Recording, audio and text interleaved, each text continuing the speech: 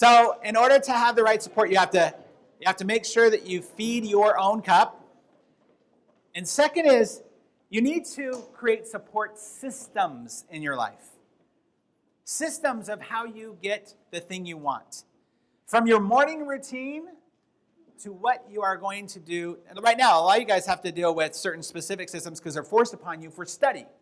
But in your life, what are the systems that you're going to do to create that support for yourself? And lastly, people who understand support, professionals who understand how important support is, hire mentors regularly. People who can see things that they can't see. Mentors in every aspect of their life. Tiger Woods, Bill Gates, Steve Jobs, Oprah Winfrey, all have mentors in their life. Why? Because mentors can see what you can't. They can hear what you can't. As a matter of fact, I'm going to read you, I'm doing a little self-promotion here. I'm going to read you a story out of my own book. It's a story some of you might have heard before, but this is a story that has stayed with me for about 20 years. And I went and actually researched the validity of this story, and I want to share it with you. We're going to end in just a second. But as I read you this story, I want you to realize that I wrote an entire chapter in my book based upon this story and how powerful it is, because there's so many innuendos within the story.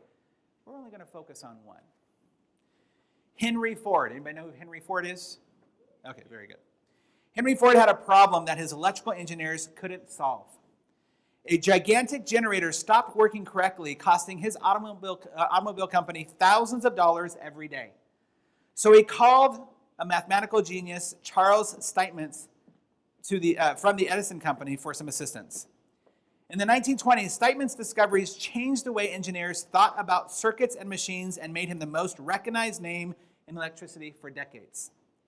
Agreeing to help, Steinmetz arrived at the plant a few days later and quickly rejected any assistance offered by those who had been working on the problem previously.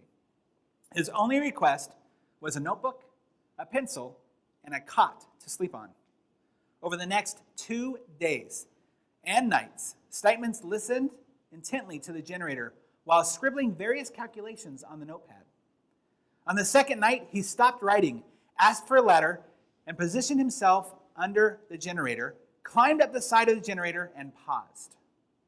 Then he made a simple chalk mark on the side of the generator wall where he was perched. When he climbed down, he told Ford's engineers to remove the plate at the point where he had made the mark and replace 16 windings from the field coil. Although skeptical, they did as requested, replaced the windings, and then powered up the generator. It performed to perfection.